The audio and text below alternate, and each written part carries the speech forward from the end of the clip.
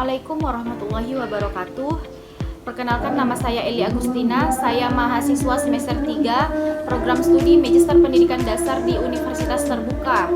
Saya juga aktif mengajar sebagai guru di Sekolah Dasar Negeri 08 Kecamatan Pangkatan, Kabupaten Labuhan Batu. Nah, kali ini saya akan menyajikan seputar materi pada diskusi sesi ke-9 sebagai tugas mata kuliah studi komparatif pendidikan dasar di berbagai negara. Yang saya paparkan ini adalah uraian mendalam dan juga terstruktur mengenai perkembangan ataupun perbandingan tantangan pendidikan antara negara maju dan juga negara Indonesia. Kemudian saya juga akan menyajikan mengenai strategi negara-negara OECD dalam mengatasi masalah pada materi pengayaan sesi ke-9 tersebut. Kemudian sistem pendidikan Jepang yang berkontribusi pada pencapaian tinggi dalam PISA. Yang pertama yang akan saya bahas mengenai tantangan pendidikan di negara maju dan juga relevansinya di lingkungan sekolah saya tempat saya mengajar. Berdasarkan materi pengayaan sesi 9.1, negara-negara maju menghadapi berbagai tantangan dalam sektor pendidikan seperti kesenjangan prestasi siswa, keterlibatan orang tua yang rendah, kualitas guru yang bervariasi dan juga integrasi teknologi dalam pembelajaran. Sebagai pendidik di SD 08 Kecamatan Pangkatan, saya mengamati bahwa beberapa tantangan tersebut juga terjadi di lingkungan sekolah tempat saya mengajar. Yang pertama yaitu kesenjangan prestasi siswa. Nah, di sekolah kami terdapat perbedaan yang signifikan dalam pencapaian akademik siswa yang seringkali berkorelasi dengan latar belakang sosial ekonomi mereka. Siswa dari keluarga dengan sumber daya terbatas cenderung memiliki akses yang lebih sedikit terhadap bahan belajar tambahan dan juga dukungan di rumah mereka masing-masing, yang dalam hal ini dapat mempengaruhi kinerja mereka di kelas. Kemudian hal ini sejalan dengan temuan OECD bahwa status sosial ekonomi merupakan prediktor utama dalam variasi prestasi matematika di negara Jepang, meskipun pengaruhnya lebih rendah dibandingkan dengan rata-rata OECD. Kemudian yang kedua yaitu mengenai keterlibatan orang tua. Keterlibatan orang tua dalam proses pendidikan anak-anak di sekolah kami masih terbatas. Banyak sekali orang tua yang sibuk dengan pekerjaan mereka atau juga kurang memahami pentingnya partisipasi mereka dalam pendidikan anak. Nah, OECD menekankan bahwa keterlibatan orang tua sangat penting untuk keberhasilan akademik anak-anak. Kemudian, yang ketiga yaitu mengenai kualitas guru dan juga integrasi teknologi. Kualitas pengajaran dan penggunaan teknologi dalam pembelajaran juga menjadi tantangan. Beberapa guru mungkin sepenuhnya terlatih dalam pemanfaatan teknologi secara efektif untuk meningkatkan pembelajaran. Nah, OECD mencatat bahwa tanpa perencanaan dan juga pelatihan yang tepat, integrasi teknologi dapat memperburuk ketidaksetaraan yang ada. Kemudian yang kedua yaitu mengenai strategi negara OECD dalam mengatasi masalah pendidikan. Negara-negara OECD telah mengimplementasikan berbagai strategi untuk mengatasi tantangan pendidikan. Apa saja tantangan dan juga strategi? Apa saja strategi yang ditawarkan oleh OECD? Yaitu yang pertama, peningkatan kualitas guru.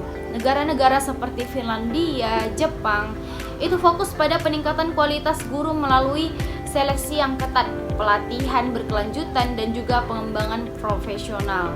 Pendekatan ini bertujuan untuk memastikan bahwa semua siswa menerima pembelajaran berkualitas tinggi.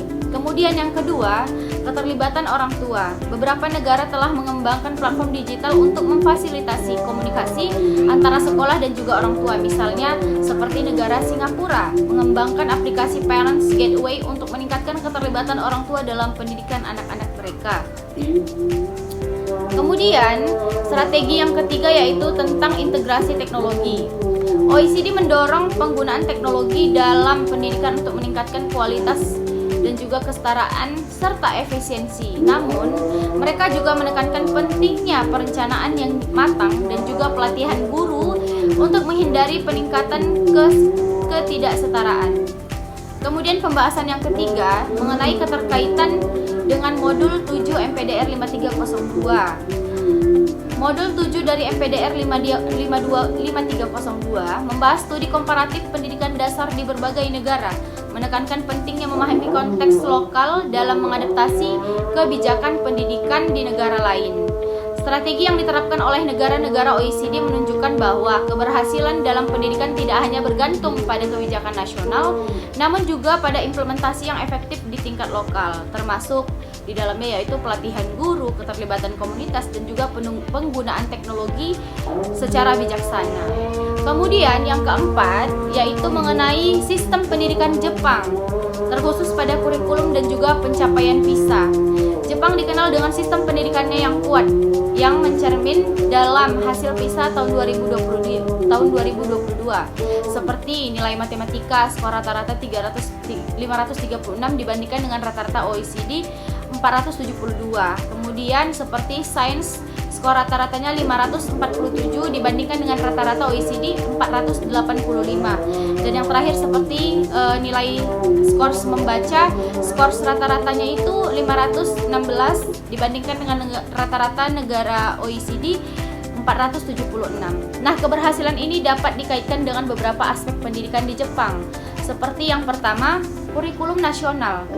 Di Jepang, kurikulum dikenal sebagai Course of Study, dikembangkan oleh Kementerian Pendidikan, Budaya, Olahraga, Sains, dan Teknologi atau MEX. Kurikulum ini menekankan pada pembelajaran yang holistik, termasuk pengembangan akademik, moral, dan juga keterampilan hidup. Kemudian yang kedua, pengembangan profesional guru.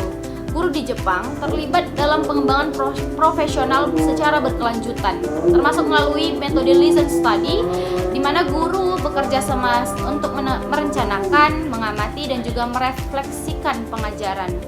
Kemudian yang ketiga yaitu budaya belajarnya. Budaya belajar di Jepang menekankan pentingnya pendidikan, kerja keras, dan juga disiplin. Nilai-nilai seperti ini tertanam dalam sistem pendidikan dan juga masyarakat secara keseluruhan, mendukung pencapaian akademik siswa.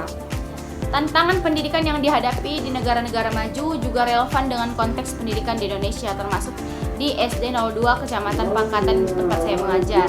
Strategi yang diterapkan oleh negara-negara OECD seperti peningkatan kualitas guru, keterlibatan orang tua, dan juga integrasi teknologi dapat menjadi inspirasi untuk perbaikan sistem pendidikan kita. Sistem pendidikan Jepang juga menunjukkan bahwa pendekatan holistik dan juga budaya belajar yang kuat dapat menghasilkan pencapaian akademik yang tinggi. Modul 7 MPDR 5302 menekankan pentingnya adaptasi kebijakan pendidikan yang mempertimbangkan konteks lokal sehingga strategi dari negara lain dapat diimplementasikan secara efektif di negara Indonesia.